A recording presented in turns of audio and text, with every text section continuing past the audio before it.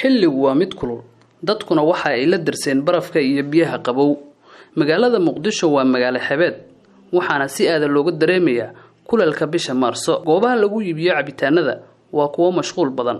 qof waliba aad kula kulanto goobaha waxa uu ku sheegayaa heerka kuleelka iyo sida uu u dareemayo. guud ahaan kuleelka waa mid ay ka siman yihiin dadyowga kala duwan ee ku dhaqan magaalada caasimadda ah ee Muqdisho. waa xilliga kaliya oo ay ka faa'iideystaan ganacsatada yaryar ee ka ganacsata iibinta cabitaanka gaar ahaan cabitaanka dalka. xilli aan booqasho ku tagay suuqa Xamarweyne gobolka Banaadir ayaan dadyow kala duwan ku kulannay goob lagu iibinayay cabitaanka dalka. waxa ayna ii sheegeen kuleelka Allah naaga damiyo roob خير قبل الله لو كانوا وعافمات قاتنو سدحذوا لي ترعبا كبدا محباني ها سدحذوا لي ترعبا يجي بيها بدايو بيها يسي صاحبو مارسال لا سيل شاقي مارسال لا مارسو بيلو عوايا هاي مارسال سيسكتي وانا واقف انا من مصغوف عنه كلالك الله ناقد دجيو كلال هذا صايو هي كلال بدنا جرو ما شاء الله مقالده كلشاي قرحدنا waa iska badsan Allah na barakeeyo ilaahay waxaan ka filaynaa balaar iyo roob inkastoo roob uu soo qornaayo wali roob ma helin laakiin kulal badana jiro haddana waxaan ku suganaa Xamarweyne marka waxa waaye ilaahay kulalka naga dulqaado roobna waa sugeynaa kibriyaan aad u kacsan yahay kulal hadii la yiraahdo kulal kibriyaan aad u kacsan yahay intii bishaan waa bil aad u kulal badan anaga waxaan iska nahay bajaajleeda ka qaraabata magaalada Muqdisho waagii hore waan shaqay jirnay ilaa subaxdii ilaa iyo adiga habeenkii waa shaqay jirnay alxamdulillah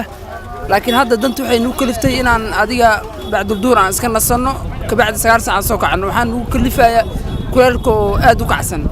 maxay yara bajaajka dusha waxa ka saar waxa waaye bac soo jeedad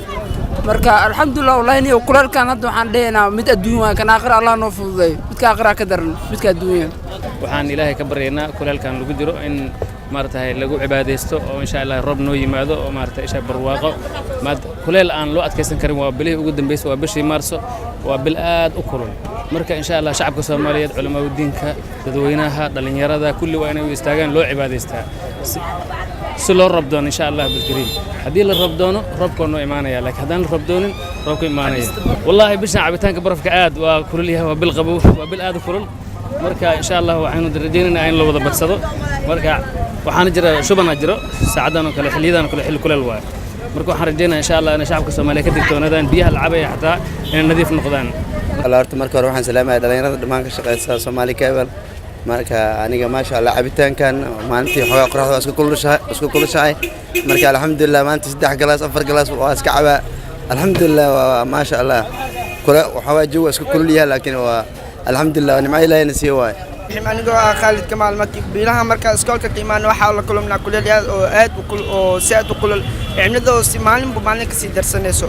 marka sababtoo ah waxa keenay qorraxda saad anagoo biyo xataa guriga ma aadi karno waa kulaalka bilaha hore marka guriga aadeen biyo ma caawin hadda marka adoo biyo xataa guriga ma aadi kartis waxa keenay kulaalka saad u karsay cimilada maalin ka sii daran marka qof walba maalintii markoo iskoolka ka imaado 5 galaas biyo soo gaacin xataa iskoolka noo guriga aad ka raactaa Madiina kulaalka oo saad waxyaabaas waxana keenay kulaalka oo saad si badanayo goobaha cabitaanada lagu iibiyo waa mashquul warshadaha barafka si lamida waa mashquul